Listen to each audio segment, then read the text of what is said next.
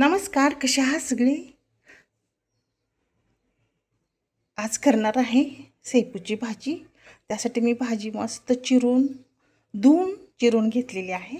त्याच्यामध्ये टाकणार आहे हरभऱ्याची डाळ आणि फोडणीसाठी घेतले मस्तपैकी मिरची आणि लसूण. इकडं कढई ठेवलेली आहे. तेल गरम करेल, थोडंसं हिंग टाकते. मला हिंगाचा स्वाद खूप आवडतो, त्यामुळे टाकते.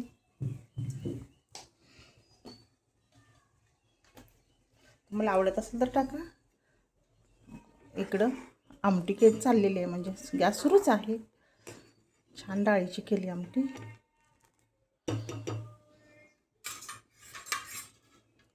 चला आता हे टाकून घेऊ. अगोदर लसूण टाकते, लसणाची कडक फोडणी.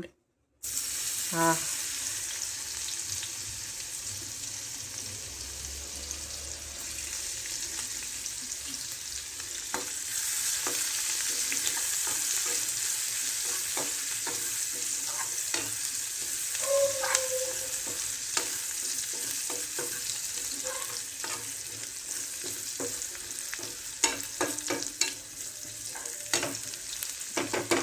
मिरची टाकूया. मिरची पण भाजली जाईल ना लसूण बरोबर. लसूण अगोदर टाकला.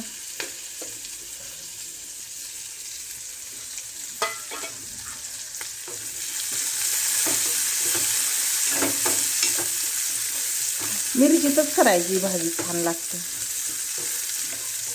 आणि मिरच्या काही तिखट नाहीत, त्यामुळे जास्त घेतले. काहीच तिखट नाही.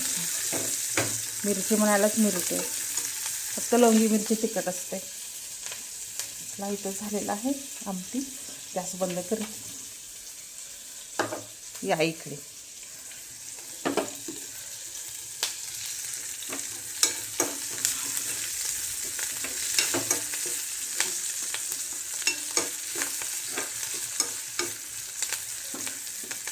मिरची झाली पाहिजे ना.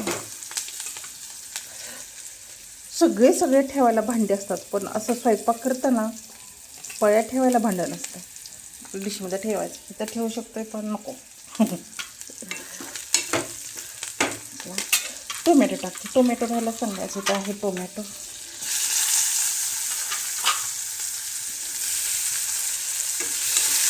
माझ्या 2 भाज्या एकदम चाललेल्या असतात.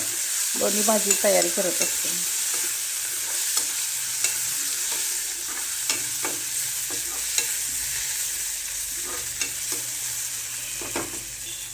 चला आता छानपैकी टाकून घेऊया डाळ.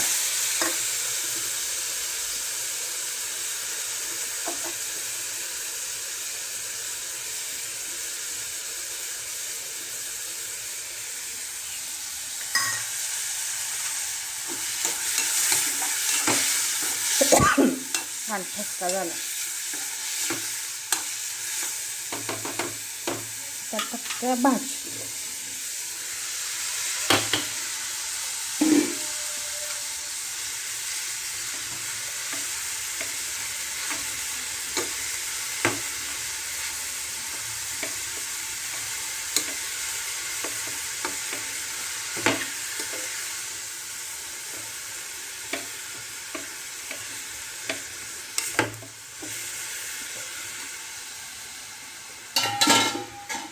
ती झाली भाजी आपली. इकडं तिला झाकून ठेवते. मस्त आमटी झालेली आहे, बघू शकतो. चपात्या करायच्या.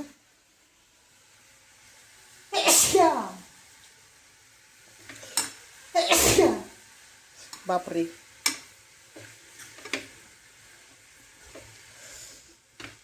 आहे मग मिरची आहे वाटतं तिखट. एवढे शिंकायला लागले. आता मीठ टाकायचं. शिजून भाजी थोडीच होते, कमी होते म्हणजे, त्यानुसार मीठ टाकायचं. काही टाकायचं नाही.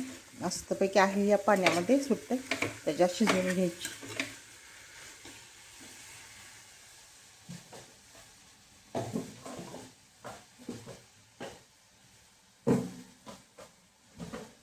कूट टाकते. कुटाची भरून तिकडंच होते. शेंगदाण्याचं कूट.